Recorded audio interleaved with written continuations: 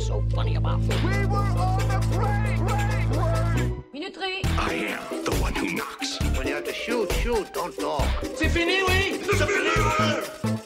Septième film de James Gray, auteur notamment de The Yards, La Nuit nous appartient ou encore The Lost City of Z, Ad Astra est un space opéra intimiste qui réunit les mêmes qualités que ses deux modèles avoués, Apocalypse Now et 2001 l'Odyssée de l'espace, à savoir nous en mettre plein la vue tout en chamboulant nos tripes et nos synapses.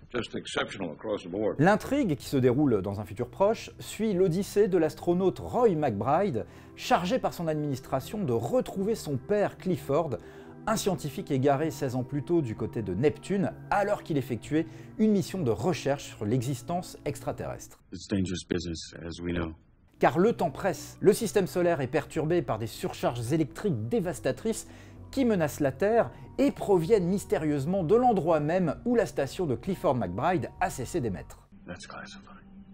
Cinéaste obsédé par la question de l'héritage paternel et de la douloureuse condition de fils, James Gray inscrit ces thématiques dans des scènes spatiales à couper le souffle et qui ne rougissent jamais de la comparaison avec les récents Gravity et Interstellar. On retiendra entre autres séquences l'intermède sur la Lune, première étape du périple de Roy McBride et théâtre d'une sidérante course-poursuite digne d'une scène d'attaque de Diligence au Far West. Comme les héros d'Apocalypse Now et du roman Au cœur des ténèbres de Joseph Conrad, Roy McBride entame un long voyage à la recherche d'un homme reclus dans sa folie et qu'il s'agit de neutraliser, campé ici par un Tommy Lee Jones bien perché.